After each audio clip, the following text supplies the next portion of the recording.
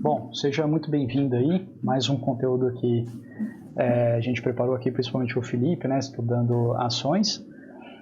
Se você está chegando agora aqui, qual que é a ideia, né? A gente tem preparado aí toda semana, estudado uma empresa, né? O Felipe se debruça aí na empresa e estuda, entende o negócio, como que a empresa ganha dinheiro. E isso nada mais é, né? O que a gente está fazendo é um atalho, né? Uma forma mais rápida de você aí que está assistindo a gente, né? Investir com fundamento, né? Investir sabendo, conhecendo, consciente, né? Dos riscos e o que é a empresa. Não só investindo na bolsa como um cassino, fazendo alguma aposta, né? Não é essa a ideia, mas sim comprando sociedade, né? Se tornando sócio de algum negócio. É por isso que a gente estuda, né? A empresa para entender do que você está se tornando sócio, né? E a gente faz isso porque talvez essa seja a maneira mais simples, não é fácil, mas talvez a maneira mais simples de juntar riqueza, de juntar patrimônio. A lista que a gente tem, né, de bilionários, né, pessoas que ficaram ricas investindo na bolsa de valores é imensa. Então essa é uma estratégia muito simples, comprar a sociedade de boas empresas, mas não é fácil porque tem que aguentar períodos ruins, né, como pandemia, enfim, toda a oscilação natural que a bolsa tem, ruídos políticos, etc. Mas se você está disposto, né, a correr esses riscos e selecionar boas empresas, o fim do percurso, né, tende a ser muito agradável e trazer, né, um enriquecimento considerável. Então, por isso que a gente tem feito, né, esses estudos aqui semanais. E essa semana a gente trouxe aí uma empresa um tanto polêmica, que, enfim, muita gente gosta, muita gente detesta, mas ela durante muito tempo foi a líder no setor de educação do nosso país. Felipe vai falar mais, mas arrisco a dizer, posso estar errado, mas talvez ela ainda seja a maior em termos de campus, né, talvez até como quantidade de alunos, né, do que está listado na bolsa, talvez ela ainda seja a maior do Brasil. Enfim, que é a Cogna, né? E assim, é interessante isso que a gente está trazendo aqui, né, do estudo das empresas.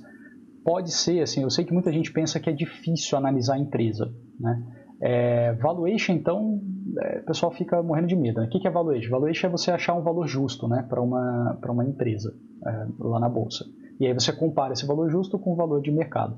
Não é trivial, claro que não é trivial, mas o que o Felipe tem mostrado para a gente aqui, né, semanalmente, é que é totalmente possível você entender muito bem o que a empresa faz, entender minimamente ali o balanço, né, os dados financeiros, que são relativamente simples, né, você não precisa de matemática avançada, não precisa de nada disso, é só somar, subtrair e principalmente bom senso, né, entender como que a empresa ganha dinheiro, o que acontece ali, e ter alguma opinião qualitativa sobre a empresa, né? Antes de entrar em matemáticas e contas e pensar em preço de mercado, ou no meu caso, né, pensar nas opções, né? Vou comprar call, vou comprar put, vou fazer trava, não sei. Muito antes disso vem o entendimento do que é a empresa, como que ela ganha dinheiro, e se você quer ser parte desse negócio, né? E se você gostaria de montar uma empresa igual, mas aí, ao invés de você montar a empresa igual, você compra a ação, né? Então essa é a introdução aí do que a gente tem feito semanalmente. Felipe, já de antemão te agradeço aí, você tem trazido conteúdos fantásticos. Toca aí, Cogna. Que isso, obrigado, cara. Obrigado pela oportunidade também. Bom, vou compartilhar a tela aqui. Hoje a gente vai falar sobre Cogna. É uma empresa, como o Caio já esmiuçou, ela foi a grande do mercado brasileiro, né, maior do setor.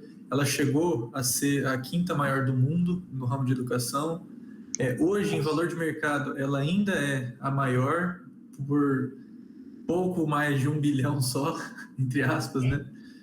Hoje a concorrente mais forte dela é a Edux, né, que está em torno de o valor de mercado em torno de 13 bilhões de reais, e a Cogna está próximo dos 14 bilhões. A Edux que é a dona da Estácio. É sempre legal falar, porque eles colocaram esse nome esquisito, Edux, que ninguém conhece, né?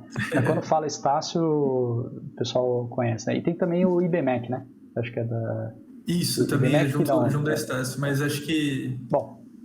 Mas acho que a Estácio representa a maior parcela ali da Edux, é mais relevante, né? Compartilhar a tela aqui. Mas hoje é sobre a Cogna. Sou eu que tô embolando aqui com o Edux. Deixa eu colocar aqui. Bom, acho que assim como a gente fez semana passada, a gente vai falar sobre a Cogna hoje, sobre 5 vistas, né? 5 pontos que são, a gente vai dar uma olhada no histórico dela, para responder quem que ela foi, até ela chegar o que ela é hoje. Então, quem que ela foi, como foi a história dela, como que ela começou.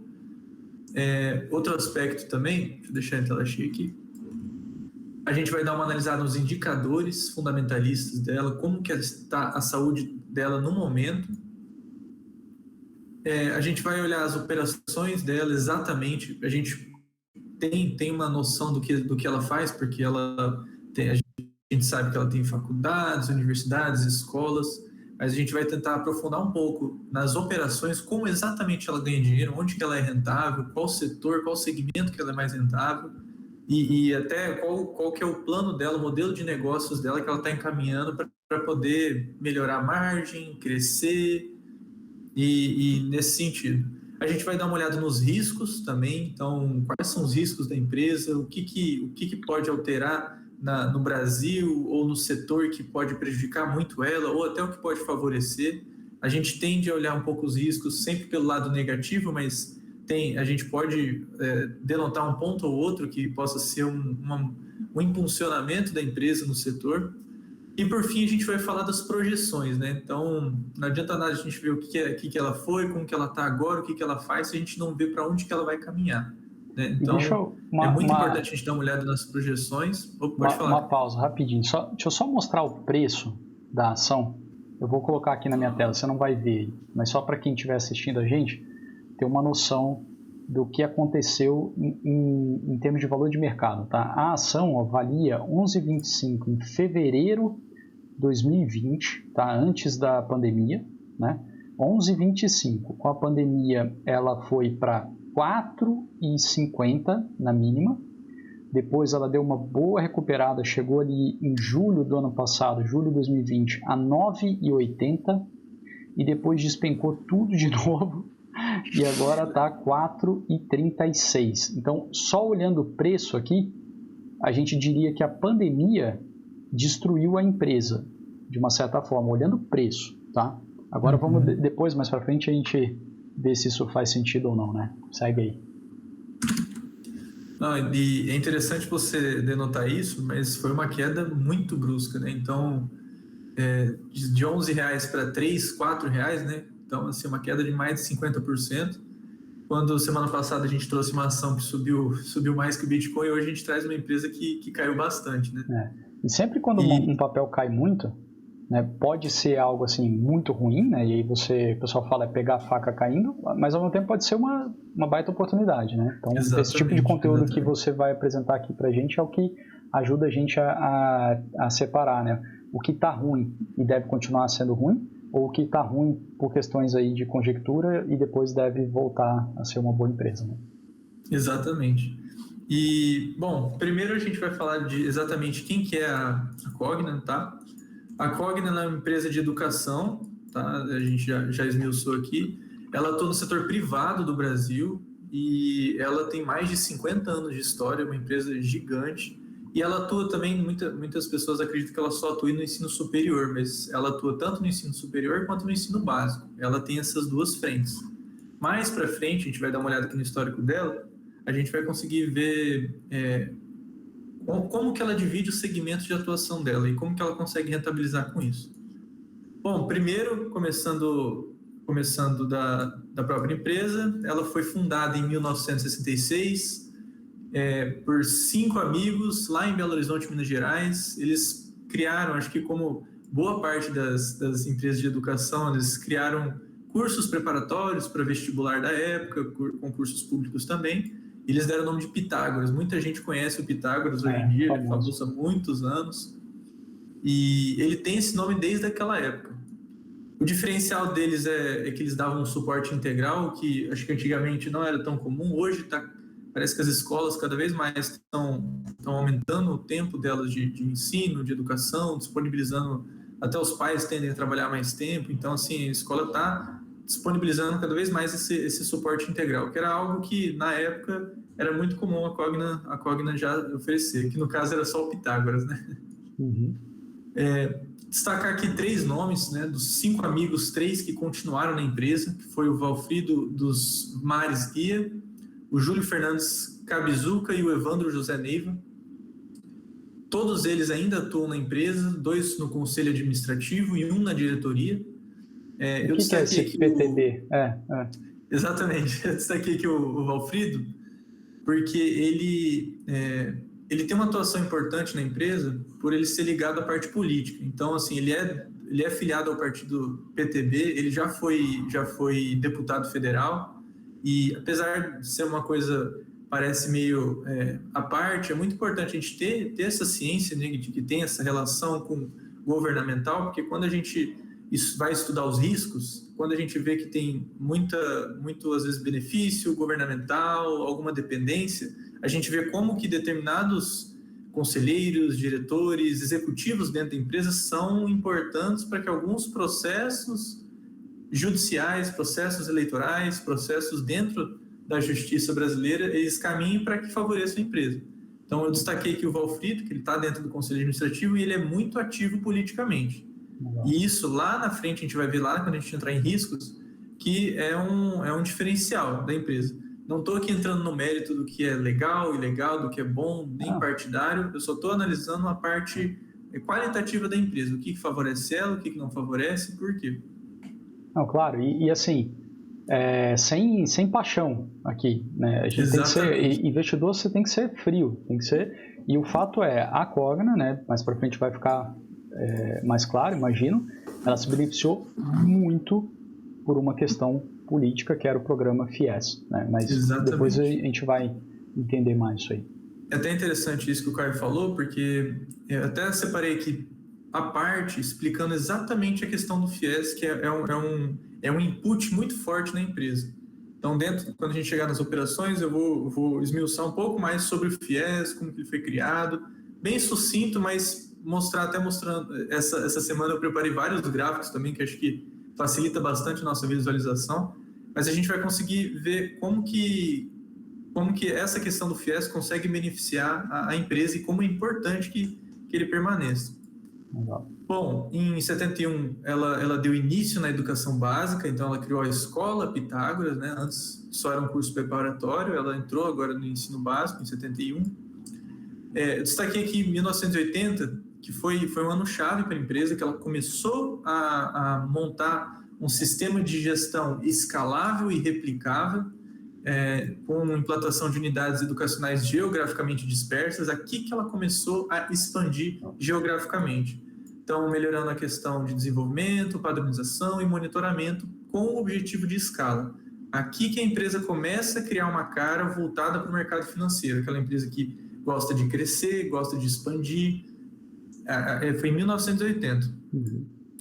Em 86, ela começou a fazer prestação de serviços para grandes empresas, atendendo aos próprios profissionais, os professores, coordenadores, diretores de outras escolas, fazendo um meio-campo com a escola e familiares, isso de outras escolas, e eles começaram o gerenciamento de escolas. Eu destaquei esse ponto porque lá na frente a gente vai ver que hoje ela tem um segmento de modelo de negócios totalmente voltado para o que a gente chama de B2B, né? Que é Business to Business. Então, é uma empresa que oferece serviço para outra empresa. Então, foi em 86 que ela começou a criar essa cara e a gente vai ver como que ela é hoje. Em 97, ela continuou esse modelo replicável de gestão, só que agora para a educação básica. Então, em 80 foi geral, mais focado na questão dos cursos e universidades, e em 97 ela fez o mesmo para a educação básica. Em 2001 teve a primeira faculdade Pitágoras, então a primeira faculdade mesmo, né? Antes era cursos, educação básica, e a faculdade mesmo foi em 2001, que foi a faculdade Pitágoras, e o primeiro curso foi de administração, foi lá em Belo Horizonte. Favoreceu muito, aqui eu destaquei também o marco regulatório de ensino superior, que aconteceu em 2001 também.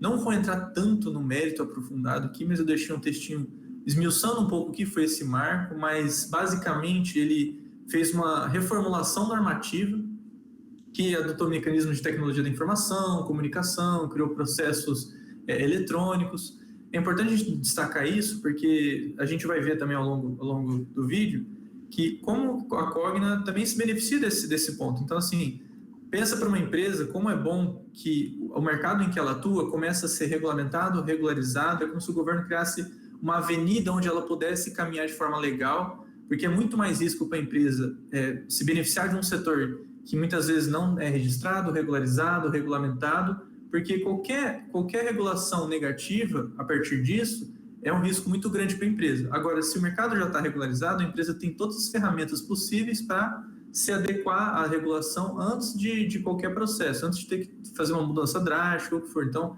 esse norte de planejamento é muito favorável para a empresa também. E, em geral, regulação é barreira de entrada também. Exatamente. Quanto mais regulamentado, mais regras tiver um determinado setor, mais difícil é surgir um competidor rápido, né, e levar o mercado da empresa. Exatamente. E acho que um outro período importantíssimo para a empresa, que foi em 2007, quando a Cogna abriu o IPO. A gente fala, é importante destacar aqui que a gente sempre fala Cogna.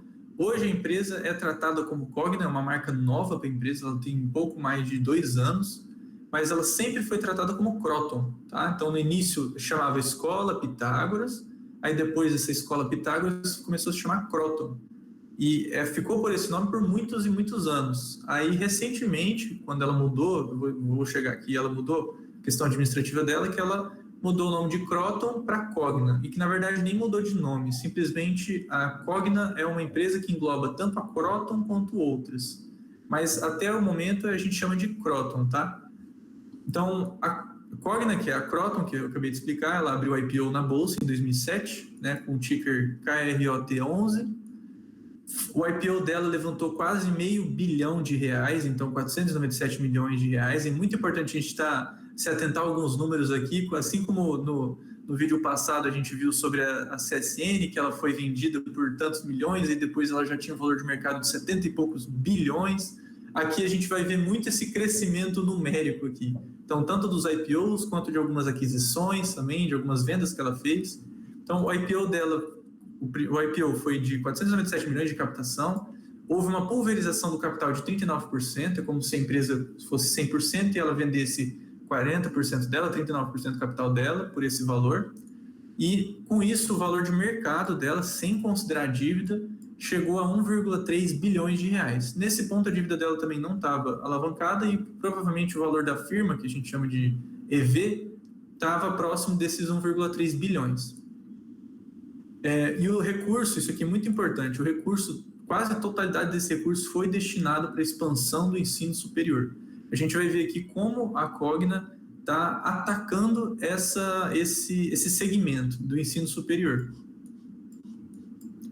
Em 2008 a 2009 teve a expansão do ensino superior, ela começou a fazer algumas aquisições e também cresceu organicamente. Em 2009, que foi muito importante, foi também um período muito importante para a empresa, onde houve o investimento do fundo de Private Equity, o Advent International. Então, esse fundo ele comprou a Cogna por 388 milhões de reais. A compra foi feita da seguinte forma: ele comprou 50% das ações do Pitágoras Administração e Participações S.A., que na época era a holding que controlava a Croton, que a gente chama de Cogna. Então, a holding detinha 55% da Croton e o fundo de Private Equity comprou 50% dessas ações da holding. Uhum. Tendo uma participação indireta, o fundo, então, tem uma participação indireta na Croton, em torno de 28%, e os recursos também foram destinados para a expansão do ensino superior. A entrada do grupo, esse grupo entrou no grupo de controle, né? Então o fundo entrou no grupo de controle do Pitágoras, reforçou a governança corporativa. Aqui a empresa começou a mudar o nível de governança corporativa listada em bolsa, implementou uma nova cultura de gestão. Então houve um novo conselho de administração que tinha membros independentes, que isso até é um pré-requisito para a empresa poder entrar no novo mercado, ter os membros independentes. Eles aplicaram 4 comitês de gestão, dos quais um é da auditoria, acadêmico e institucional, o outro é sustentabilidade e recursos humanos e o, por último, financeiro. E aqui é um ponto-chave também para a empresa, que eu vou até grifar aqui, essa nova administração que eles implantaram tinha muita expertise na questão da educação, expertise no crescimento e principalmente em fusões e aquisições. Então, a entrada desse fundo, acho que se a gente quiser resumir num ponto a entrada desse fundo na empresa, foi que ele trouxe essa questão da expertise de crescimento, fusões e aquisições. A gente vai ver como a Cogna tem o seu mercado, o seu business, seu plano de negócios totalmente voltado para captação de mercado, crescimento, aquisição, fusão, totalmente voltado para esse lado. Então, foi o diferencial para a Cogna, foi a entrada desse fundo também. E para quem não sabe, né, só uma informaçãozinha, né, o Private Equity, né, que é esse fundo aí, essa modalidade de investimento é semelhante à bolsa de valores, só que é quando as ações não estão no mercado, né, e aí ocorre um investimento privado, né, esse private. Esses investimentos, em geral, né, são investidores que também operam no mercado de ações abertas, né, e em geral é o seguinte, eles compram a empresa de capital fechado, dão uma geral, assim, arrumam a empresa e vendem posteriormente, normalmente, abrindo mercado na bolsa. Esse é o normal, né? Mas pode acontecer esse tipo de coisa. Pega uma empresa que já é da bolsa, mas está pequenininha, e dá uma recapeada, né? Arruma os processos, tudo mais, e nesse caso aí está partindo para fusões e aquisições, mas assim, esse tipo de fundo, né, esse Advent International, provavelmente, o Felipe vai continuar aí, mas se eles não saíram ainda, em algum momento eles vão querer sair, eles vão querer vender partes da empresa, alguma coisa assim, e botar dinheiro no bolso, porque é investidor, não é empresário. É importante ter essa diferenciação. Perfeito, né? Exatamente. E até você falou da questão que eles normalmente não compram ações listadas, né? As ações mesmo que eles compraram foram da Pitágoras, que não estava listada. O que estava listado era Croton. Então, recai nesse pensamento que você falou mesmo. Uhum. Aí os controladores acabaram sendo a própria Advent International e os próprios sócios fundadores, aqueles três que eu citei no início. Só um paralelo, se eu não me engano, o nosso atual ministro, né, da Fazenda, Paulo Guedes, a gestora que ele trabalhava era muito forte em private equity, por exemplo. Eles compraram vários hospitais pelo Brasil, um negócio interessante. Bacana. Em 2010, eles fizeram a aquisição de 100% daquela Uni Educacional, o valor foi de 600 milhões, então já uma nova aquisição. Para eles havia uma complementaridade tanto estratégica quanto geográfica, que para eles é muito importante a expansão geográfica. E aqui eles tiveram um marco na questão da escala nacional. Aqui eles começaram a realmente expandir visando todo o Brasil. E nesse momento, que a gente está falando em 2010, eles já tinham 43 campi. Para quem não sabe, eu não sabia, eu aprendi estudando a empresa, né? Mas é muito comum a gente ouvir falar o campus da universidade, o campus da faculdade, o campus... o campus é a palavra, né, para aquela parte, né, daquela área física da instituição educacional, e quando essa palavra campus serve tanto para singular quanto para plural, mas tem uma palavra em latim que serve apenas para o plural, que é o campi. Então, quando fala campi, são vários campos. Uhum. Então, são 43 campi, 100 mil alunos no ensino superior, 650 escolas de educação básica e 230 mil alunos de educação básica. Então, nesse momento, esse era o número da Cogna. Em 2011, ela começou uma série de diversas aquisições, foi muito importante para ela. Então, ela fechou a integralização das operações da Uni, abrindo a IPO dela. Então, ela conseguiu fazer uma espécie de fusão, então integralizou a operação da Uni por meio de um IPO, porque a empresa Croton já era listada em bolsa. Captou cerca de 370 milhões. Eles fizeram follow-on, é isso? Ou eles fizeram o IPO dessa... Tá. Exatamente, é o que a gente chama de follow-on, mas é uma espécie de IPO. Mas eles trataram como IPO porque a parte que foi integralizada não vinha da própria Croton. Então, entre aspas, seria uma nova, mas foi follow-on, exatamente o que você falou. Eles compraram a Seama, a FAES, a União. Outra aquisição importante foi a Universidade do Norte do Paraná, a Unopar. Eles compraram ela por 1,3 bilhão, né, e marcou a entrada da empresa no segmento de EAD. Aqui também é muito importante a gente analisar esse ponto. Então, em 2011, marcou a entrada no segmento de EAD da Cogna. Uhum. Ela se tornou uma das principais organizações educacionais do mundo.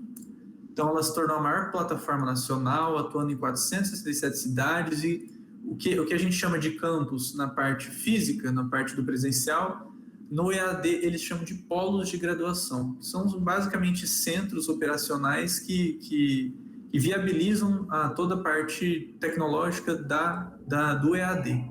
Então, eles tinham 616 polos de graduação EAD. 2012, mais aquisições, então a Unirondon. Então, é interessante que desde quando o fundo entrou, o de Private Equity, a gente só vai ver uma série de aquisições, é incrível isso. A Unirondon, eles adquiriram com o objetivo de melhorar o EAD. Uhum. A Uniaselv, eles compraram por 510 milhões, mais tarde eles venderam por mais que o dobro do valor. Também com o objetivo de melhorar o EAD, marcou a entrada em Santa Catarina da empresa. Nesse ponto, eles já aumentaram para 400 mil alunos no ensino superior, já aumentaram em 10 campi de ensino presencial. Eles conseguiram finalizar a migração das ações para o novo mercado, que é um nível de governança corporativa mais alto que tem na Bolsa. Então, depois de todos aqueles ajustes corporativos, de organização, eles conseguiram migrar as ações dele, o nível de governança corporativa para o novo mercado, que eles não eram. Em 2013, teve o acordo de associação e integração com a Anhanguera, então mais uma espécie de fusão agora com a Anhanguera Educacional. Em 2015, 3 anos depois, eles venderam a Uniaselv, então eles compraram em 2012 por 500 milhões e 3 anos depois eles venderam por 1,1 bilhão. Em 2017, teve o novo marco regulatório do EAD, então mais um marco que ajudou muito a empresa. Então, esse marco EAD facilitou muito a questão da expansão do número de polos, porque ele, de certa forma, ele diminuiu a barreira de entrada para a questão de nota, porque o MEC exige uma série de notas e qualificações, exigências para que uma faculdade, uma universidade consiga lançar um curso no EAD. Depois desse marco regulatório, ela diminuiu a dificuldade para que isso acontecesse, permitindo que, como, por exemplo, a Uniderp e a Unopar entrasse na modalidade EAD por meio da nota do MEC. Uhum. Então, agora qualquer curso com 3 estrelas de nota MEC consegue ter a possibilidade de abrir um EAD. Então, facilitou a expansão do número de polos, que eu falei, e na quantidade de instituições credenciadas e seus respectivos índices regulatórios. 2018 foi uma mudança, foi mais um ano extremamente importante para a empresa. Então, acho que aqui, de 2017 para hoje, aconteceram muitas mudanças.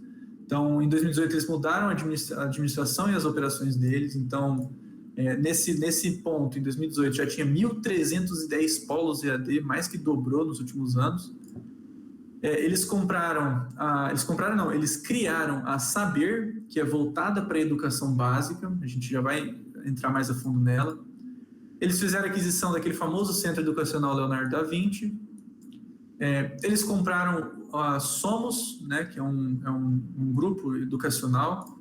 Eles pagaram 4,6 bilhões de reais. Então, se a gente for somar todas as aquisições até agora, é um valor estratosférico mesmo. É voltada para produtos e serviços de qualidade diferenciada na educação básica. Então, a Somos ela veio para complementar. Mais para frente eu explico qual empresa, qual parte da Cogna, mas ela é voltada para a educação básica. Então, capacidade...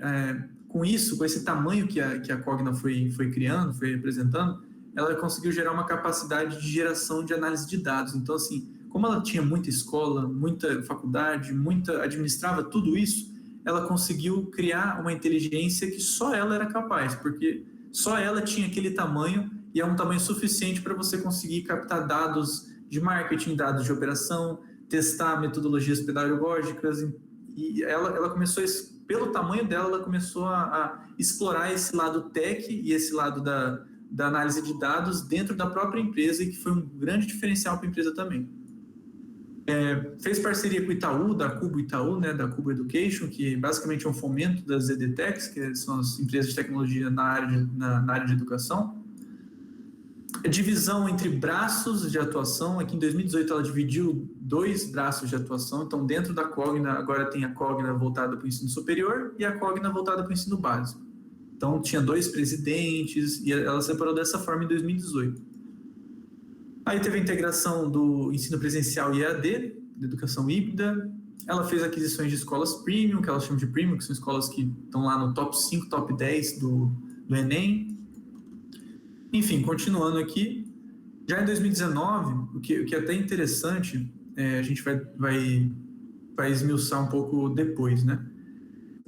Em 2018 ela mudou a cara dela, né, a questão da estrutura administrativa, e ela refez isso novamente em 2019. Então ela novamente fez essa nova estrutura de negócio em 2019, um ano depois.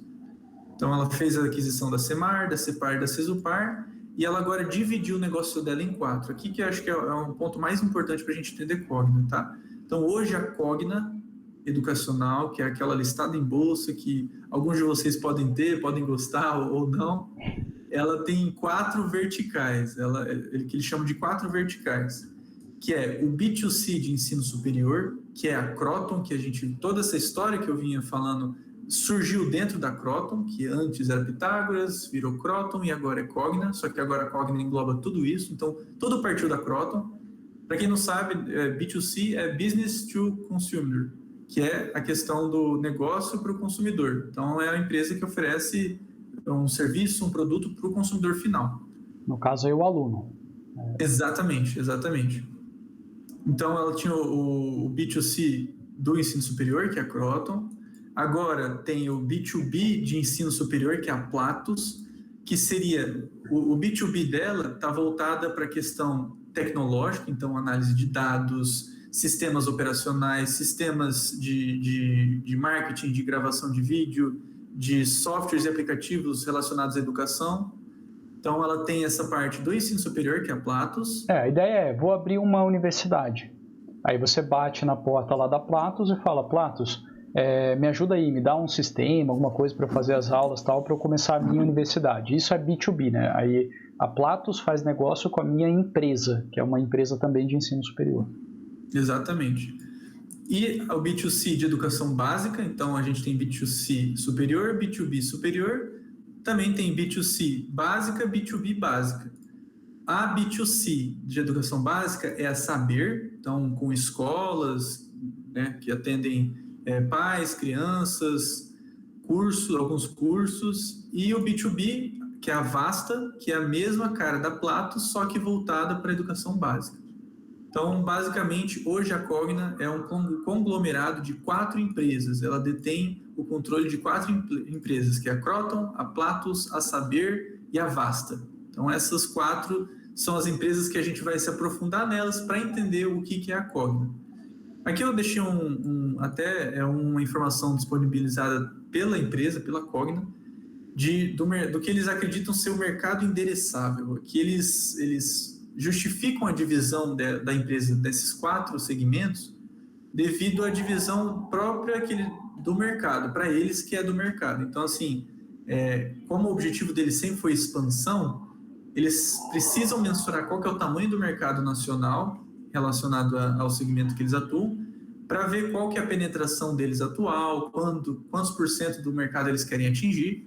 E segundo dados deles, tá? Isso aqui foi produzido pela própria empresa, eles acreditam que o mercado de atuação da Cogna, que é ensino superior, faculdades, né, voltado para o aluno, voltado para o consumidor final, está em torno de 55 bilhões de reais o mercado como um todo, e hoje eles mensuram que a Cogna participa de 9,1% disso. Já esse mercado endereçável, será que é o quê? Receita... Eu não entendo direito isso. Será que é receita? Receita ao longo de X tempo?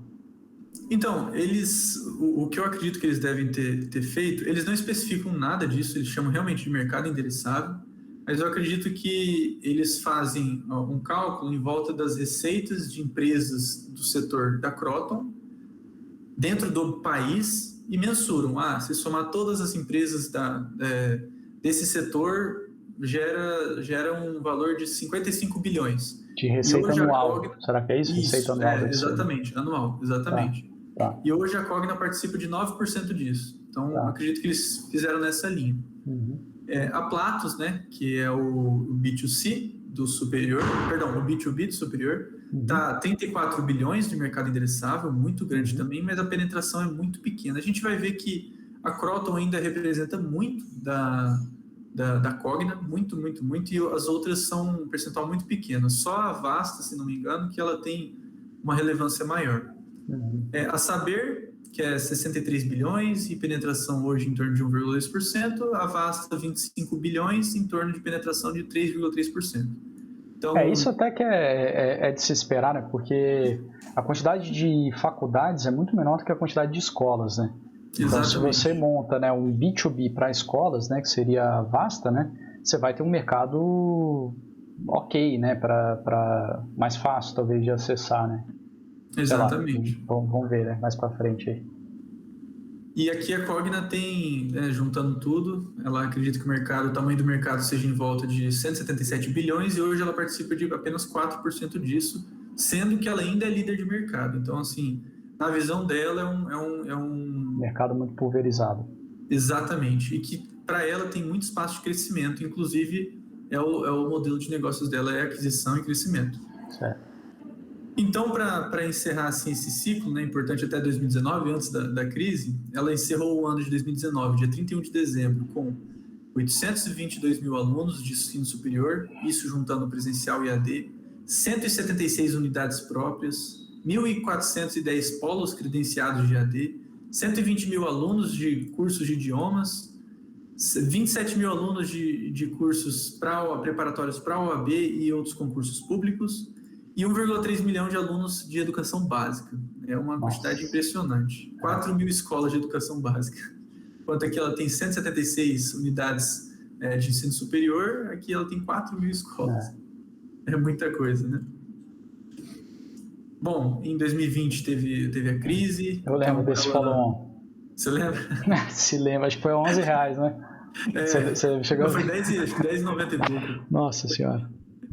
Teve um follow-on no início do ano, né? De 2,6 bilhões de reais que eles conseguiram captar, diluindo o percentual deles em 14%, aproximadamente. Eles fizeram a IPO da Vasta lá na Bolsa de Tecnologia Americana, da Nasdaq, e captaram 406 milhões de dólares. Então, só para a gente voltar aqui, a Vasta é aquela voltada para o B2B da educação básica, tá?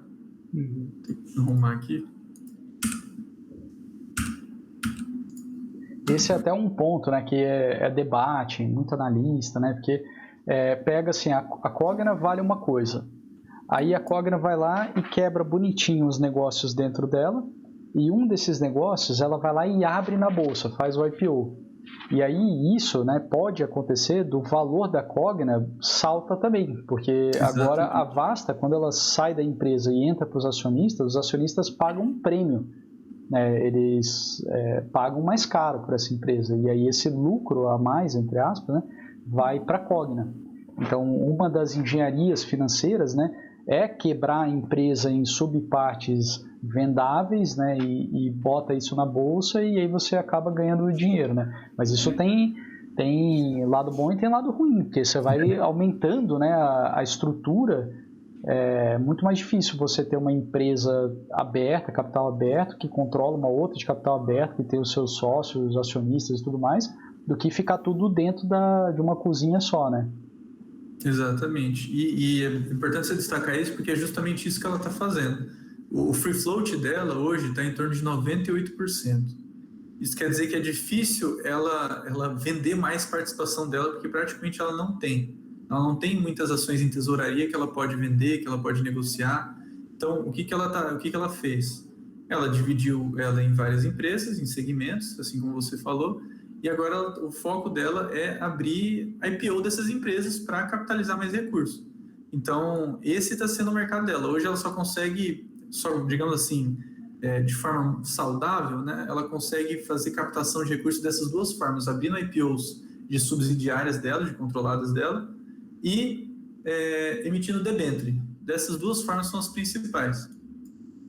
Em 2021, ela comprou a Eleva, né, a Eleva que era do Paulo Lemann, né, ela compra da Eleva pela Vasta, então a empresa Vasta, que é de educação básica, comprou a Eleva por B2B, 580 né? B2B, bilhões. educação básica. Isso, B2B, educação básica. Em 2021 também ela conseguiu renegociar com sucesso algumas debêntures dela, que estava vencendo. Então a gente vai ver aqui nos indicadores que ela ainda tem certos problemas com endividamento, principalmente por conta da geração de caixa. A gente vai ver que o problema dela parece que vinha desde 2017, 2018, e na pandemia só piorou essa situação.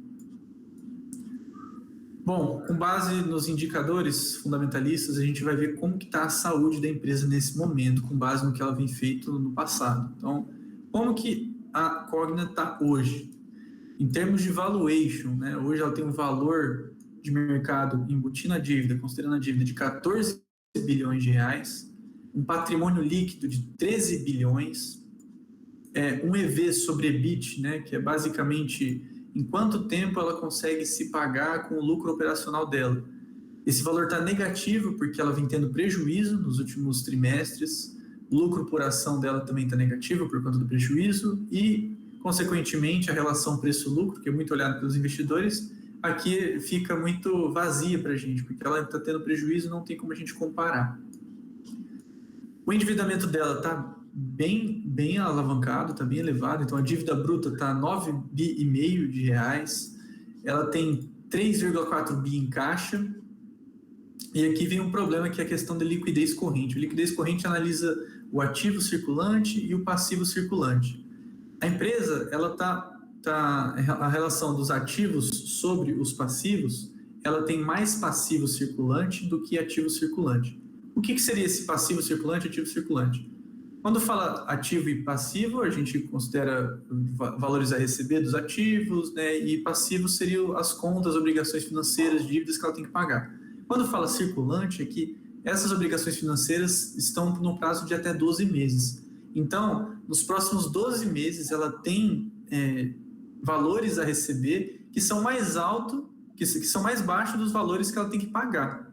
Então, assim, isso é bem preocupante para a empresa, inclusive por isso que ela estava renegociando as debêntures dela, porque ela não tinha condições de pagar, não tinha caixa, porque as obrigações financeiras delas até o período de 12 meses estava mais alto do que o que ela ia receber com as escolas, com lucro, com o fornecedor, com outras coisas. Então, é bem preocupante isso, tá? Bem preocupante mesmo. Então, provavelmente essa liquidez corrente, final desse ano, vai bater forte. Isso pode ser uma justificativa para a diminuição do preço da companhia, das ações, porque toda vez que uma companhia não honra suas dívidas, suas obrigações, o score dela cai muito, a reputação dela no mercado cai muito. E isso reflete no preço das ações também. Isso pode dar conflitos judiciais, a empresa pode ter que captar recurso, igual o IRB fez, né? Captar Exatamente. Recurso com acionistas para pagar dívida, né? Que é algo muito ruim, enfim, é bem... dívida, né? Mais dívida do que tem a pagar, né? Não tem como ser bom. Exatamente. E a dívida líquida dela sobre o patrimônio líquido está em torno de 0,5, pelo menos em patrimônio ela é forte. A dívida líquida sobre EBIT também é difícil a gente pensar, porque ela só está tendo prejuízo. Os passivos gerais, aqui não focando no curto prazo, aqui no longo prazo em geral. Ela tem mais ativos do que passivos, pelo menos. O problema dela é realmente o curto prazo. E aqui que eu destaquei, o free float dela está 98,48%, que é muita coisa, é bom, né, ter várias ações no mercado, tudo líquidas, mas é mais difícil para a empresa trabalhar a questão do follow-on, da renegociação de ações em tesouraria. Bom, em relação à eficiência, as margens delas estão bem negativas, bem negativas, ela está bem ineficiente. Então, só para a gente olhar aqui a questão da margem líquida, se pegar a receita, o que ela está tendo de prejuízo é mais que 2 vezes o que ela está tendo da receita líquida. Então, assim, é uma coisa surreal mesmo, ela está tendo prejuízos financeiros enormes, não é pouca coisa. A rentabilidade dela também tá, assim, o EBIT sobre EV, difícil a gente mensurar porque tá negativo por conta que ela não vem tendo lucro. O ROI dela tá bem negativo porque ela não vem tendo lucro. Mesma coisa com o ROA. E o ROIC dela, que é a mensura o quanto de dinheiro que ela investe na própria empresa, quanto que retorna, a cada 1 milhão a cada 100 milhões de reais que ela investe nela, ela perde 15 mil ao ano, 15 milhões ao ano. Então, assim, 15% todo ano que ela está perdendo com esses investimentos. Nossa, sair dos múltiplos lindos da CSN, né, para esses múltiplos da Cogna, bate depressão. É assustador. Né? Mas é legal para quem está assistindo aí, que fica com aquela coisa, né, que a bolsa é um cassino, para entender que não é, né? Você tem uma empresa que está numa situação complicada, a ação está refletindo isso. A CSN está numa situação maravilhosa, a ação refletiu isso, né? Exatamente. E cabe aqui a gente ver se essa saúde financeira dela de hoje é uma oportunidade de compra, né? Se alguma coisa possa ser revertida, se no projeto dela, no plano de negócio, nos riscos, ou se realmente é difícil a gente ver uma luz no final do túnel e esse caminho que ela vem trilhando pode se seguir por mais tempo. Por isso que eu falei que é um caminho, é um caminho simples, mas não é fácil. O caminho é simples, né? É olhar esses números, olhar essa contabilidade, entender o negócio e pensar, isso vai ser revertido? Se isso, né, se você achar, né, você investidor achar que isso vai ser revertido, aqui você tem a chance de fazer fortuna, literalmente fazer fortuna, né? É fácil? Não é fácil, mas é muito simples, né? A oportunidade está aí, é muito mais, sei lá, não é fácil, mas eu acho que é muito mais fácil do que apostar, né, ou ficar tentando aí, né, quem se aventura com day trade, coisa assim. É a questão de se debruçar, né, nesses números e decidir quanto que quer ter, né, do papel, se acha que é de fato uma oportunidade. Também, acho que é uma oportunidade. Também você não vai pegar todo o patrimônio e colocar na Cogna, né? Você tem a possibilidade como acionista na bolsa de colocar quanto do patrimônio você quiser, então você pode colocar só um pouquinho também, né? Enfim, é bem legal, essa área de fundamento é fantástica. É maravilhosa e assim, toda empresa, principalmente as que alavancam, que crescem, elas dão indícios para a gente antes disso acontecer. Então, lembro do exemplo da Magazine Luiza, né? Que as pessoas às vezes já acham que é por sorte, do nada, ela alavancou sozinha, mas desde quando ela estava passando por problemas, quando a Luiza Helena Trajano assumiu e que ela começou a trabalhar as operações próximas do que a Amazon na época fazia, então ela deu indícios, tanto no plano de negócios quanto na administração, de que ela tinha capacidade para crescer, para recuperar, E aí foi esse estrondo. É difícil a gente mensurar quanto exatamente ela pode crescer, mas a gente consegue trazer sinais, ver sinais de que ela vai melhorar, de que ela consegue reverter. O mesmo a gente viu com a CVC no passado, então a CVC chegou a ser cotada a R$ 4,90, R$ 5, e hoje a gente vê na casa do patamar dos 30. Naquela época ela vinha melhorando a questão da administração dela, vinha conseguindo, ela estava muito saudável financeiramente antes da crise, então ela conseguiu se endividar de forma saudável para conseguir passar pelo momento, e hoje a gente vê esse reflexo da subida das ações dela. Então é bacana a gente ver isso porque a gente consegue ver os sinais que ela pode melhorar, que ela é uma possibilidade. Então é muito interessante isso. Legal. Aqui o crescimento, o CAGR de receitas, né? Então o crescimento anual composto dos últimos 5 anos está praticamente estacionado. Então, assim, às vezes a gente vê esses números de lucro tão ruins, aí a gente, vamos olhar a receita, porque às vezes ela consegue melhorar a margem dela, tudo, mas a receita também está bem travada nos últimos 5 anos. Então, isso é importante, isso é um conceito básico, né? O empresário costuma ter forte esse conceito, mas quem está assistindo que não tem empresa não vai ter. Tem 2 grandes formas, né, de você aumentar lucro, né? Aumentar a receita ou diminuindo o custo. Então, quando você tem uma empresa que tem muita receita, você ainda sempre tem ali uma chance, né, de algum lucro fácil, que seria corte de gasto. Então, por isso que, às vezes, né, a gente tem uma empresa que está muito ruim em termos de lucro, tal, mas a gente olha para a receita, porque se a receita está crescendo, né, você ainda teria que falar, então controla o gasto, né, se você conseguir continuar crescendo a receita, controlando o gasto, vai vir o lucro. No caso aqui, infelizmente, né, a receita não está crescendo anualmente. Exatamente. E aqui, acho que é o ponto mais importante, que são as operações, a gente realmente entender o que ela faz e como ela faz. Então, como eu já falei, né, ela atua no ensino superior, a gente viu lá as divisões das 4 grandes empresas que são subsidiárias, né, são as controladas da Cogna, que elas atuam na graduação, na pós-graduação, oferece ensino, curso técnico, de extensão, idioma, enfim, venda de livro didático. Eu vou esmiuçar cada um aqui e vocês vão conseguir perceber como é que ela funciona.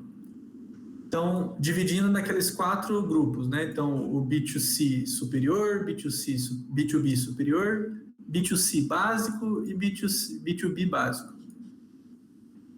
O B2C de ensino superior é a Kroton, tá? Então, a Kroton ela oferece vários cursos, dos quais são graduação, pós-graduação, os cursos livres, cursos preparatórios e cursos de idiomas. Então, são todos esses cursos que são oferecidos pela Kroton. Eu sei que o Felipe falou, mas vou só reforçar, tá, Felipe? Isso é como a Kroton ganha dinheiro, como a Cogna ganha dinheiro, né? Essas linhas aí. Então, presta atenção. Isso aqui, eu sei que a gente está, né, já estamos um tempo aqui, mas essa parte é vital para entender como que essa empresa ganha dinheiro. Exatamente. E, bom, aí tem todos esses 5 braços de cursos que eu falei. Todos eles, o que é interessante, todos eles ela oferece tanto presencial quanto EAD hoje. Então, isso é muito importante também. A gente vai dar uma olhadinha depois nos números e ver como é importante essa questão do EAD para a empresa também. É onde ela consegue uma margem melhor, é onde a educação superior está crescendo muito, muito mais rápido que a presencial. Na pós-graduação, ela tem tanto o lato sensu, né, que são aquelas especializações, MBAs, são mais gerais, e tem o stricto sensu, que são o mestrado, doutorado, aqueles mais conhecidos pela gente, né? Tem tanto o modelo presencial quanto o EAD, todos. Os cursos livres são aqueles cursos de liderança, uns cursos mais, digamos assim, periféricos.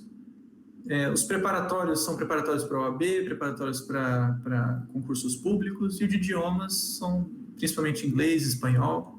Todos eles conseguem tanto na modalidade presencial quanto na EAD. E os números da Kroton hoje, né? Então, do presencial ela tem 176 unidades, 229 mil alunos, 3,8 mil alunos de pós-graduação. E aqui algumas das marcas da empresa. Então, Pitágoras, aqui eu e o Caio a gente conhece a Uniderp, a Anhanguera, tem a Unime, a Fama, a Unic. De EAD são esses números aqui, são sensacionais também, ela tem uma forte presença online, é interessantíssimo. Isso foi só da Kroton. O que é interessante agora, a gente vai para Platos, que é o B2B de ensino superior. Toda aquela questão operacional de EAD, de tecnologia, da informação, toda essa parte de gerenciamento do ensino superior é feito pela Platos. A empresa ela dá pouquíssimos dados e informações da Platos. Ela é uma empresa muito nova. Então, dentro da Cogna, a Platos ela é muito recente. Então, assim, eles só apresentam como soluções educacionais, que ela prepara soluções educacionais. Mas a gente sabe que toda a parte de tecnologia da informação está tudo dentro da Platos. Já na educação básica, tá? O B2C, para o consumidor, é a Saber. O que a Saber faz? Ela gerencia escolas. Então, na gestão de escolas, ela tem a operação de escolas próprias, como ela também tem a gestão de contratos, que já vou explicar aqui daqui a pouquinho. Também ela tem a questão do Red Balloon, que é uma empresa de educação de idioma, que é totalmente voltada para o inglês, de alunos de até 17 anos. Então, essa unidade tem 121 unidades, tem 31 mil alunos matriculados, ela cobra por mensalidade, por venda de material, por venda de franquia e por royalties de franquia. Então, é bem bacana como ela consegue rentabilizar com a Red Balloon. Bom, as operações de escolas próprias, ela tem hoje 52 escolas próprias com 31 mil alunos, tá? Você pode ver aqui no mapa aqui espalhado por todo o país, assim, ela tem uma presença geográfica muito grande, principalmente no Sudeste e Centro-Oeste. E aqui algumas das marcas dela. O que cabe destacar é o Anglo, né? O Visão, tem o Anglo Alphaville, o próprio Pitágoras, o Lato Sensu. o Leonardo da Vinci, então são várias marcas da empresa. E é assim que ela ganha dinheiro com as operações próprias, que é algo que todo mundo já tem de entendimento, né? Recebe por mensalidade, por venda de livros e essas coisas. Aí, uma coisa interessante é que ela também faz a gestão de contratos, né? Então, ela consegue gerir escolas que não são delas. Então, ela tem a opção de contrato full, que ela faz tanto a gestão pedagógica quanto os próprios serviços acessórios, administrativos da própria escola, quanto o core, que é só a gestão pedagógica, que é uma forma dela rentabilizar também. Eu estou passando um pouco rápido aqui nessa parte de cada braço, porque quando a gente olhar para os números, vai ficar muito mais claro para a gente. Porque, diferentemente da CSN, o modelo de negócios da Cogna, as operações são mais simples, né?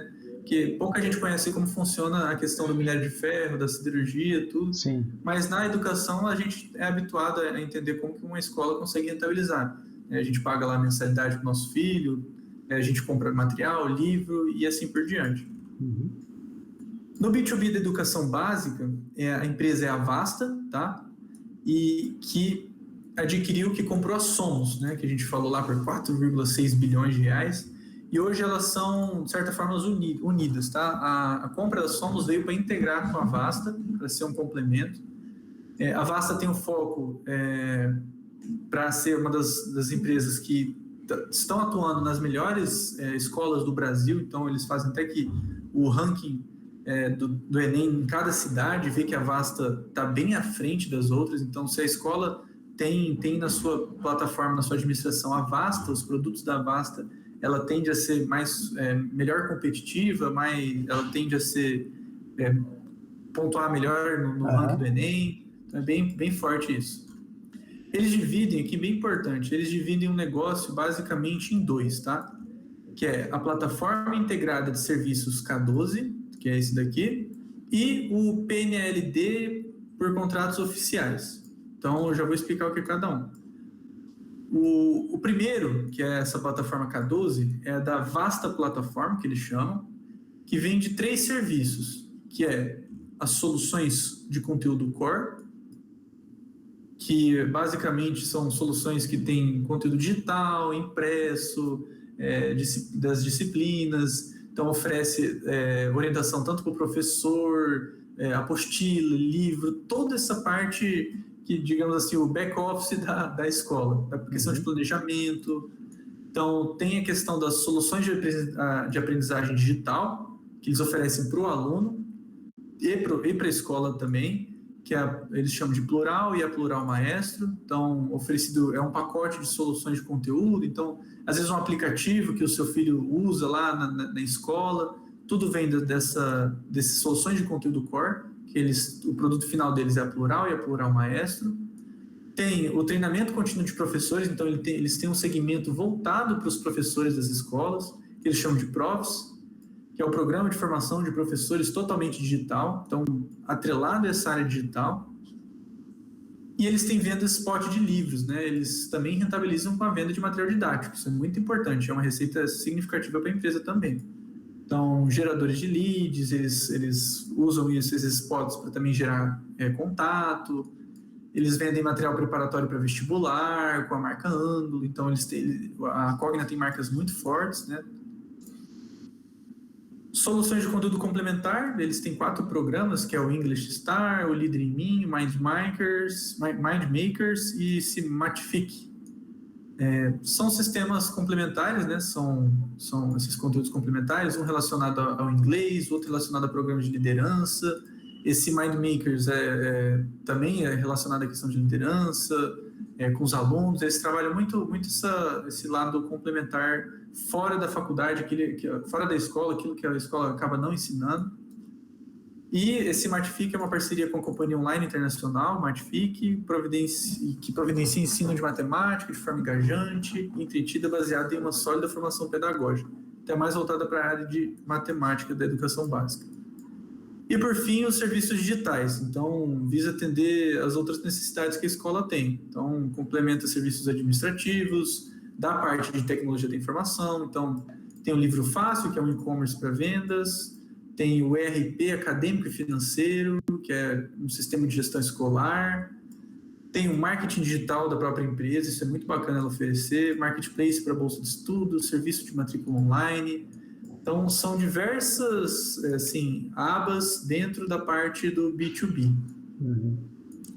E outra receita dela, fora da vasta plataforma, é a questão do Programa Nacional do Livro Didático. Aqui também entra, aqui embute governo, tá? Então, ela tem contrato de concessão com o governo federal, onde ela vende livros didáticos e paradidáticos através desse programa, e é uma receita para ela. E outros negócios que eu citei também anteriormente, ela também tem a questão do Red Balloon, que tem cursos de idiomas com 50 anos e alunos de 3 a 17 anos de idade. Ela também oferece o B2B para Red Balloon. Enfim, é isso das operações da Cogna, essas 4.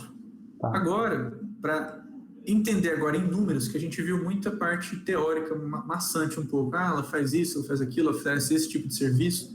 Agora a gente vai trazer para o campo numérico, tá? Então, a Cogna na parte numérica. No micro dela, pensando no micro dentro da Cogna, aqui está a receita líquida dela dos últimos anos, tá? A receita líquida e essa faixa laranja é o lucro. Então, a gente vê que desde 2016 ela vem caindo o lucro dela. Então, 2016 caiu um pouco em 2017, caiu um pouco em 2018, 2019, e com a pandemia veio para realmente deixar empresas em apuros. Em 2019, lembra que a gente falou que ela dividia a gestão dela entre educação básica e educação superior? Ela só dividia em 2? Sim. Exatamente. Então, em 2019, ela mensurava dessa forma. Então, a receita dela, 29% vinha da educação básica e os outros 71% vinha do ensino superior. Então, aí eles dividiram em presencial e EAD, sendo que 53% da receita era do presencial e 17% do EAD. Muito importante esse dado, porque a gente vai ver que como o EAD, mesmo sendo uma parcela menor, ele consegue ter uma margem maior e ser bem significativo para o lucro da empresa. Em 2019, a Cogna como um todo teve um lucro de R$1 bilhão, sendo que o ensino superior presencial foi a maior parcela dele, tá? O ensino superior EAD teve uma relevância muito grande, mesmo sendo uma parcela pequena da receita, e a educação básica também. Então, a parcela é pequena da receita no EAD, mas mesmo assim é incrível como eles conseguem uma margem muito elevada, tá? Aqui, eles especificaram como parcela não alocada, que é uma coisa bem interessante. Eu tive a oportunidade de entrar em contato com o RI das empresas, da RI da Cogna, e perguntei o que seria, o que eles consideravam como parcela não alocada. Tanto aqui como em outro balanço que eu dei uma olhada, eles também davam um dado parecido. E eles me responderam bem rapidamente, eu fiquei muito feliz. Eles responderam bem rápido e destacaram que o que eles chamam de parcela não alocada, aqui em embute aí, é a amortização de ágio referente às aquisições dela. Então, a Cogna ela podia lucrar muito mais nesse balanço, nessa interpretação, caso ela não fizesse aquisições. Então, nisso a gente consegue ver uma margem, se ela parar de captar, fazer aquisição, ela consegue melhorar a margem dela, porque isso é embutido nos custos também. Aqui a margem, isso aqui é muito bacana da gente ver, porque a gente consegue ver onde que ela consegue atacar, que para ela gera mais retorno. Então, a margem de lucro operacional dela maior está no EAD do ensino superior, chega a ser 38%, é muito relevante, muito relevante. Isso aí é 2019. Exatamente, 2019. Eu peguei de 2019 porque é um dado que ela parou de produzir por conta que agora ela não divide mais assim. Do de 2020 que eu trouxe também, a gente vai ver da nova divisão separando por empresas. Tá. Mas é importante a gente ver isso, como que ela consegue rentabilizar muito no ensino superior EAD. 38% de margem de lucro é muita coisa, né? E o lucro por segmento, aqui a gente viu lá, aqui atrás, a receita. Então tá básica 29, aqui EAD 17, presencial 53. E aqui a gente consegue ver a parte do lucro, que é bem segmentado, praticamente dividido em 3 parcelas. Mas a gente vê como que o EAD, apesar de ser 30%, ele é muito relevante em comparação com a receita, né? Então, assim, A empresa vem atacando bem esse lado do EAD por conta dessa margem. O mesmo que a gente viu na CSN atacando a mineração, a Cogna está atacando o EAD por conta da margem também. Agora em 2020, agora que vem a bomba. A receita dela foi dividida dessa forma. Então, lembra que agora em 2020 ela divide a empresa em 4, que é a B2C Ensino Superior, que é a Croton, a B2B Ensino Superior, que é a Platos, a B2C Ensino Básico, né, Educação Básica, que é a Saber, e a B2B Ensino Básico, que é a Vasta. Então, a gente vê que os mais rentáveis para ela é o B2C Superior, que é a Croton, e o B2B Educação Básica, que é a Vasta. Talvez pelo tamanho do mercado do ensino básico tão grande, o número de escolas, você trazer uma solução tecnológica, tanto para as escolas próprias como para outras, gera uma receita muito grande para a empresa, um mercado bem grande. Aqui, lucro e prejuízo por empresa dela, então a Cogna em geral 3 bi, aí as partes que são competentes ela, a Vasta, a Saber, a Platos e a Croton. Croton teve um prejuízo de quase 3 bi, é assustador, assim, assustador mesmo. As únicas que são lucrativas até o momento é a Vasta e a Platos, tá? Ambas são de tecnologia da informação, ambas são B2B, e a Saber teve um prejuízo, mas muito insignificante, e novamente, né, esses outros valores referentes a aquisições. Então, mesmo tendo lucro, mesmo passando por problemas financeiros, com problemas de cumprimento de dívida de curto prazo, ela continua fazendo aquisições, continua todo ano ela com pelo menos uma aquisição. Mas será que isso são aquisições do ano 2020 ou é amortecendo ainda ágios de aquisições de anos anteriores? Embute ágios de aquisições de anos anteriores também. Exatamente, tá, exatamente. Tá. Bem lembrado. Tá. Aqui os custos, eu fiz esse gráfico, né, diferentemente dos outros que a gente analisou margem, aqui é difícil a gente analisar margem porque está tudo dando prejuízo, né? Então, aqui eu peguei um pouco da questão dos custos, né? Então, os custos de despesas da Croton, onde que ela está gastando muito, assim, para gerar esse resultado tão negativo. Só da Croton, tá? Que eu peguei, que é essa daqui, que é o mais relevante para a gente. Ela está com diversas linhas de custos bem elevados, mas o principal delas é a despesa com venda. É incrível como ela gasta assim, muito com a questão da venda, do marketing. E até no relatório deles, eles falam que, apesar do EAD ser mais lucrativo, ser mais rentável, aumentar a margem dele, eles precisam embutir muito dinheiro para gerar venda para eles, e também a vida útil, né, o lifetime value, digamos assim, a vida útil do consumidor é muito baixo, porque existe uma evasão enorme. A evasão do EAD é muito mais alta que a evasão do presencial. Então, eles sofrem muito com isso também. Então, assim, eu destaquei aqui as despesas com vendas, que é o principal gasto da empresa. Mas um que chama atenção aí é o amarelo também. Perda por redução do valor recuperável dos ativos. Isso aí é algo que eu já tinha, né? Já sabia da Cogna, que eles, com o fim do FIES, eles tiveram que financiar muito aluno. E esse financiamento, eles, ao que tudo indica, eles contabilizaram de uma forma muito amigável. Então, o que acontece, né, parece que é o seguinte: o aluno entrou na faculdade, ali no primeiro semestre ele decidiu sair, né, parou de pagar, ele não volta mais. Parece que é alguma estatística assim, entendeu? Mas ainda assim a Cogna mantinha como assim, talvez eu consiga recuperar esse aluno, mas já foi, sabe? Contabiliza já que já saiu.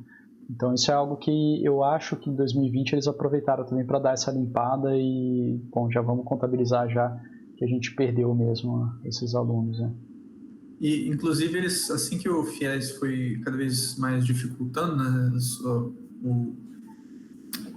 a disponibilidade de crédito, essas coisas, eles criaram um financiamento próprio, né, que é isso que você falou. Então, imediatamente eles assumiram a bronca, digamos assim, mas a gente viu que não não foi muito rentável para a empresa isso. Exato.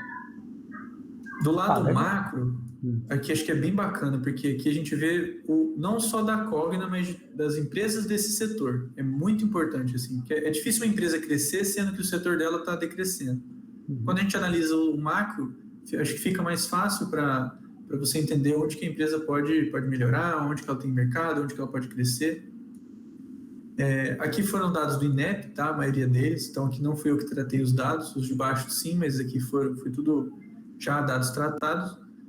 Total de estudantes do ensino superior, de 2003 para 2018, teve um crescimento composto em torno de 5,2% ao ano.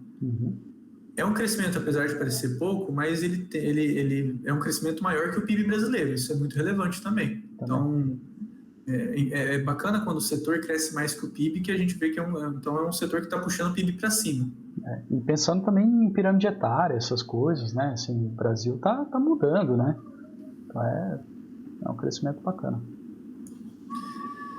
Contudo, né, agora especificando um pouco mais, né, então o crescimento do número de estudantes do ensino superior, ele cresceu também, só que se a gente analisar só a parcela presencial, ela teve um crescimento não de 5%, mas de 3% ao ano, que inclusive de 2015 para cá ela só vem decaindo. Então os alunos de ensino superior presencial vêm decaindo. Já a gente pode ver a parcela em escuro, que é a de ensino EAD, ela vem crescendo bastante, que é esse segundo gráfico aqui. Então, ó, o mesmo gráfico, só que agora focando no EAD, o CAGR, né, que é o crescimento anual composto, já está em 42% ao ano. É assim, diversas e diversas vezes o PIB brasileiro. O tesouro está aí, né, Felipe? Exatamente. Aparentemente, na área educacional, o tesouro está aí.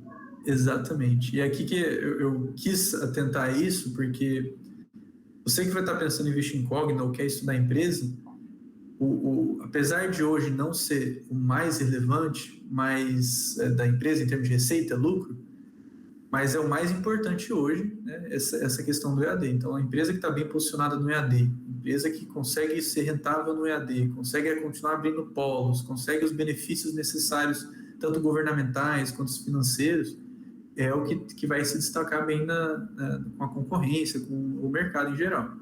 Então, é aqui que as maiores empresas estão querendo atuar, estão querendo atacar, estão entrando a fundo. Eu assim, como, né, fazendo uma análise, adiantando um pouquinho, né, a parte física, ela é muito relevante. O nome que uma universidade tem na cidade, no bairro, nos municípios ao redor, né, é muito importante. Então, o lado físico, ele crava uma marca fundamental. E aí o EAD, ele está explodindo, né, de velocidade e tal. Mas eu acho que, assim, se a Cogna, né, como líder do físico, souber conciliar os dois, assim como uma Amazon tenta, né, uma Magalu tenta, né, assim, de usar, por exemplo, as lojas, que é o que eles estão fazendo agora, né, usa as lojas para fazer a entrega dos produtos. Então você usa a sua rede física, mas a experiência do consumidor vai no online. Né? É a questão do Omnichannel, né? Omnichannel. E aí é engraçado, né?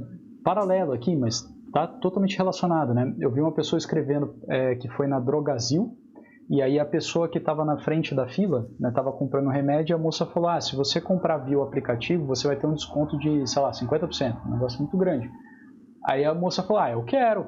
Ela falou, então compra pelo aplicativo. Não, mas você não pode. Não, baixa aí o aplicativo. Aí disse que a moça começou a baixar o aplicativo, passou 5 minutos, ela ainda não tinha baixado o aplicativo, ainda não tinha conseguido se cadastrar, a fila estava ficando imensa. Então é o tipo de coisa que você fala, o físico não está se encaixando com o online. Né? Então você tem que conseguir, na minha visão, né, como investidor, se a Cogna consegue fluir, né, do EAD para o físico, aí é explosão, né? Agora, se dá para fazer, se é fácil, é difícil, aí é outra parada, né? Outra análise. Perfeito, exatamente. Agora um comparativo com a base de alunos no mercado e o PIB brasileiro. Né? A gente vê que existe uma correlação muito grande entre eles. Quando o PIB sobe, a base de alunos tende a crescer, e quando cai, mesma coisa. a gente viu só uma dispersão aqui em 2014, que mais para frente eu vou explicar, que foi por conta também do FIES, né? Mas, enfim, só um paralelo aqui com relação à base de alunos e o PIB, mas esse mercado ele tende a crescer um pouco mais que o PIB brasileiro. Isso é muito bacana da gente analisar. Bom, proporção de alunos que, aqui voltando àquela questão da evasão, né? Proporção de alunos que completam o ensino superior, aqui dados da Organização para a Cooperação e Desenvolvimento Econômico. Então, o Brasil tem 17% dos alunos completam o ensino superior, assim, é um dado muito triste para a questão. Não é a pessoa que entrou no ensino superior e abandonou, é a pessoa que entrou e concluiu, né? É isso que está mostrando esse dado, ou seja, a grande maioria não faz ensino superior. Né? Exatamente, está bem abaixo da média, que está em torno de 44%, e a gente vê outros países assim dando um show aqui no perdendo Brasil. Até para a Argentina E é interessante, mas a empresa olha esse dado de forma positiva, tá? A gente vê, puxa, que coisa triste, tudo, mas a empresa vê como algo positivo. Por quê? Na cabeça da empresa, ela vê isso como uma oportunidade de crescimento. Então, se conseguir melhorar a questão da educação, da cultura, o que for, até das operações da empresa, e ela conseguir reter mais alunos, fazer com que os alunos tenham uma vida útil financeira para ela, né, melhor, ela vê que estatisticamente é possível, porque ela vê outros países com a mesma característica do Brasil conseguindo valores muito superiores. Então, se ela conseguindo isso, ela consegue aumentar muito a receita dela, o lucro dela, enfim. Então, ela vê isso até como um ponto positivo. Isso é bem interessante, isso é um negócio que eu não tinha pensado. Todo processo de venda, né, a gente diz que ele é um funil, né? Você pega a pessoa lá que nem sabe que existe um certo produto e você começa a instigar ela. Tem aquelas pessoas que já querem comprar e tem aquelas pessoas que nem sabem que existem e você tem que levar ela todo num funil até vender. A Cogna, de certa forma, ela domina o funil, né? A Croton, né? O funil da Croton é a Saber, né? É a Vasta. A Vasta é o B2B do ensino básico, né? Isso, exatamente. Então, essas duas, a Vasta e a Saber, né, elas se encarregam de formar bem alunos de educação básica, e esses alunos de educação básica são possíveis consumidores da Croton, né, do ensino superior. Então, se ela fizer um bom trabalho de base, ela está formando os seus próprios clientes, né? É interessante isso daí. Exatamente. É interessante mesmo. E aqui a diferença de renda, e aqui é outro ponto que ela vê positivo também, né? A questão da justificativa, né? Diferença de renda entre trabalhadores que têm ensino superior e os que não têm, né? Que não cursaram. Então, no Brasil, quem tem diploma, né, tende a ganhar muito mais do que quem não tem. Isso é uma estatística média e é bem relevante isso. Então, assim, uma propaganda que ela pode usar, um marketing para ela, isso. E é muito interessante acusar dessa forma. O grande, que aí vai os políticos, né, principalmente de esquerda vão falar, a gente não sabe se é o ovo ou a galinha, né? Pode ser que a pessoa não faça ensino superior porque ela não tem dinheiro, né? Ou que ela faça o ensino superior e por isso ela tem mais dinheiro. Qual dos dois, né? Exatamente. Os dois vão gerar esse mesmo gráfico, né? Exatamente. E aqui, só para fechar a questão das operações, tá? É o último ponto, a gente vai só esmiuçar um pouco sobre o FIES, que ele é muito importante. A gente viu ali dados sem especificar tanto FIES, porque nem a empresa se arrisca a deixar dados muito, muito destacados de o que veio do FIES e o que não veio. O FIES, ele nasceu, tá? Mesmo assim, em 1975, no governo do Ernesto Geisel, que antes ele não era chamado de FIES, ele era o que chamavam de CREDUC, né, que é o Programa de Crédito Educativo. Então, o nascimento dele veio ali. Então, a criação dele, de fato, com o nome que a gente conhece como FIES, veio em 99 com a FHC, então ele criou a partir disso. E só uma estatística bem forte, assim, 26% dos estudantes matriculados em ensino superior privado utilizaram o FIES. É assustador esse dado. Então, o FIES não representa 5%, 10% de todo o mercado, que for, não, é 26%, é um quarto do mercado. Isso dado de 2014, tá? Então, é incrível, assim, incrível. Aqui, ó, estudantes matriculados em 2014 com FIES, 26% foram com FIES, 74% foram sem. E só para a gente ver o tamanho desse mercado, FIES normalmente é mais voltado para universidades particulares, que são as que cobram, né? As universidades públicas aqui no Brasil não cobram. De todas as universidades, a oferta de vagas no ensino superior, 74% é privada. Então, a pública é uma parte, é um quarto apenas. Então, essa fatia do FIES de 26%, ela está embutida na maior fatia, que é o ensino privado. Então, isso é muito relevante mesmo.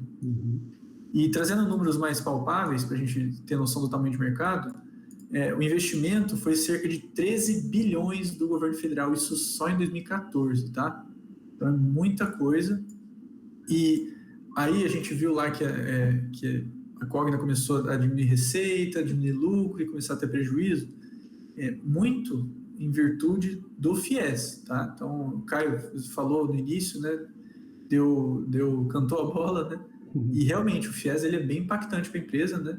Então, os cortes dela ocorreram cortes em 2014, 2015, que o corte aqui foi a questão de restrição. Então, quando antes o FIES dava esse crédito para qualquer um que entrasse, para todo mundo, para diminuir a quantidade de crédito disponibilizado, ele pega e o que faz? Ele aumenta o número de restrição.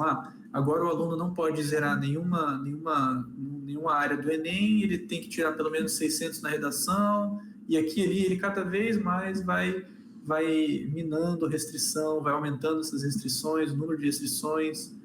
Em 2016, que acho que foi o maior baque, né, que realmente cortou 2 bilhões de verba, que na época representava em torno de 16%, e não só isso, como eles aumentaram drasticamente o número de restrições também. Então, ficou mais difícil ainda você conseguir adquirir o FIES.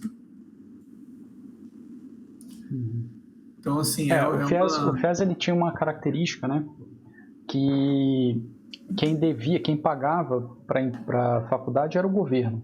Então, do ponto de vista da Cogna, né, no caso a Croton, né, tinha assim, quem me deve? É o governo. Então, qual a chance do governo não me pagar? Né? É praticamente, enfim, zero. Então, basicamente era assim, capta aluno, não se preocupa com receber, porque o governo vai pagar. E aí, fora isso, é o preço da mensalidade. Porque como não é o aluno que está pagando, você ganha uma capacidade de botar o preço onde você quiser. Vou botar o preço lá, é 10 mil reais por mês. Mas não tem como pagar, tudo bem, faz FIES. Né? Essa era a dinâmica, vamos dizer, como fala, que faz mal à saúde, né? Naquela época, que aí estragou o mercado. Né? Isso aqui, agora, de todas as educacionais, né, a Cogna foi quem se aproveitou mais desse período, entrou com todas as forças, né? A gente viu aí pelo número de campi, número de alunos. Então, ela pegou muito esse movimento que foi bom, tóxico, lembrei o adjetivo, né? Que foi bom por um tempo, mas era tóxico. Então, quando acabou isso daí, acabou de uma forma não suave, né? Que aí foi o que a gente viu aí. Foi brusco, né? Não foi nada saudável para a empresa. Não foi nada saudável, Então aí teve a depressão. Legal, muito bom. Exatamente. Aí semana que vem a gente continua, né, Caio, com as questões dos riscos e as projeções da empresa. Legal. E como só deixar aí uma dica final, né? Que dica aí você deixaria para quem está acompanhando? Bom, acho que muita gente que começa a analisar a empresa tem aquelas objeções de achar difícil, de ter muita informação e às vezes não entender balanço, não entender às vezes uma informação que a empresa dá, porque às vezes ela dá termos técnicos, inglês, tudo. E todas as empresas listadas em bolsa, ela tem a área de RI delas. Então, a gente estava explicando aqui, eu falei que tinha um dado lá que eu não conseguia interpretar, e eu entrei no site de RI da Cogna, entrei em contato com eles, mandei um e-mail, e eles me responderam, isso daí é referente às nossas aquisições e tudo mais. Então, assim, qualquer investidor, principalmente as ações que vocês têm em carteira, vocês têm que ter em mente que tem a oportunidade de entrar em contato com a empresa que você tem ações. Então, tirar alguma dúvida, perguntar algo relacionado à empresa, como que está o setor, alguma informação que às vezes é difícil do investidor geral captar, obter, mas que seja interessante para ele analisar a possibilidade de investimento. Todas as empresas listadas em bolsa, elas têm a área de RI delas. Só você digitar lá o ticker da empresa, que é, por exemplo, a Cogna, COGN3, espaço RI. Então, se você digitar o nome da empresa, espaço RI, você vai cair no site de RI da empresa e você tem todo o material suficiente para estudar a empresa, pode entrar em contato com o RI e tirar as dúvidas necessárias que for, que boas empresas vão te responder. É isso aí. RI é relação com investidores, né? Isso. Legal. Felipe, muito obrigado. Muito bom mesmo. Semana que vem a gente continua aí com esse conteúdo e quem está assistindo a gente aí, se tiver qualquer dúvida, sugestão, comentário, qualquer coisa, fica à vontade aí para escrever também, que a gente vai ler tudo. Isso aí. Forte abraço. Valeu, pessoal. Tchau, tchau.